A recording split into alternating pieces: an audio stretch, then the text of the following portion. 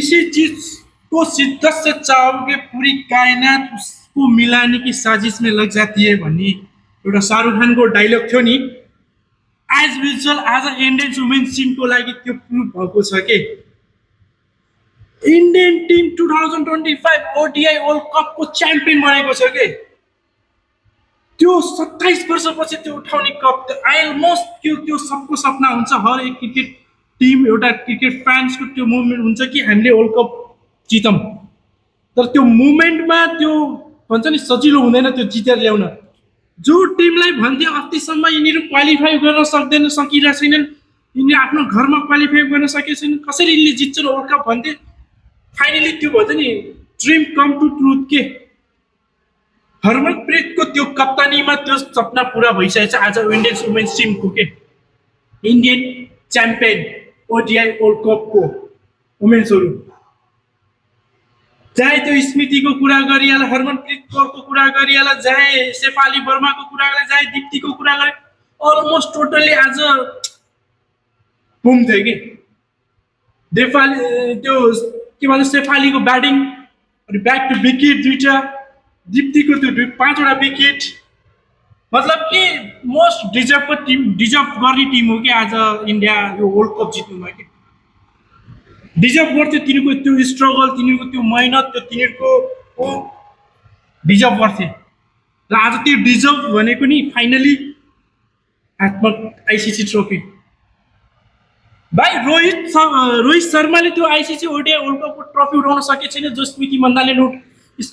भन्छ के अरे हरमनप्रीत कौरको नाम पनि अलि अप्ठ्यारो छ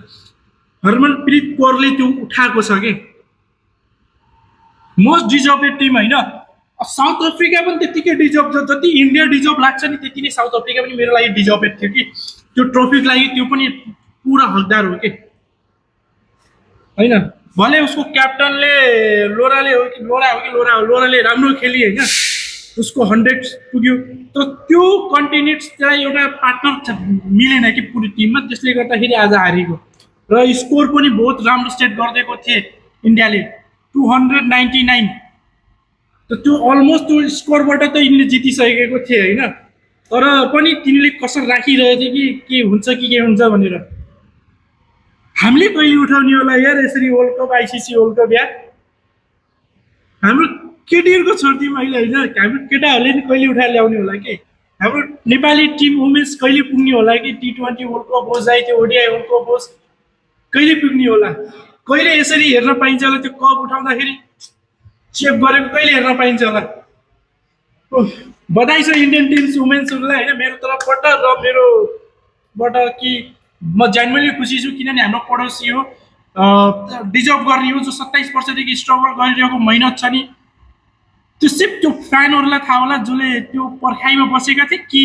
त्यो प्लेयर्सलाई थाहा होला कि त्यो के थियो भनेर अदरवाइज त च्याम्पियन हेर्न अरू केही भन्ने बाटै छैन च्याम्पियन भनेपछि च्याम्पियन अल टिमलाई मेरो धेरै धेरै बधाई होइन अब अझै पनि जस्तो हरमनप्रीत कौरले भनेको च्याम्पियन ट्रफी छ आउँदैछ अरू आउँदैछ होइन यस अल टिमको लागि बधाई च्याम्पियन बन्नुभएको छ नाउ तपाईँ त्यो सेलिब्रेसन त्यो मुभमेन्टलाई न फ्यानले कहिले बिर्सिन्छन् न हरमनप्रीत कौरले बिर्सिन्छ न त्यो एन्टायर टिम के त्यो एउटालाई मात्र त्यो भन्न सकिन्न कि as a captain is a Harmanpreet Kaur होइन तर शेफालीको त्यो ब्याटिङ होइन अस्ति सेमिफाइनलमा अस्ट्रेलियासँगको हाम्रो ज्यामी मतलब कि एक मुभमेन्टमा पनि यो लागेन कि डिजर्भ छैन यिनीहरू कसरी आइगे म अस्ट्रेलिया बाहेक सबै टिम मेरो लागि डिजर्भेड थियो जहाँ साउथ अफ्रिकामा डिजर्भ थियो यो पनि थियो दुईटामा जसले जित्यो पनि मेरो लागि दुईटै डिजर्भ टिम थियो कि अदरवाइज केही छैन होइन congratulation India congratulation Indian team congratulation Shefali मेरो फेस्ट प्लेयरै 18 नम्बर शेफाली भन्छ कि स्मृति मन्दाना होइन शेफाली पनि ब्याटिङ मनपर्छ मलाई सबैलाई कङ्ग्रेचुलेसन मेरो तर्फबाट ह्याप्पी होइन इन्जोय यो मोमेन्ट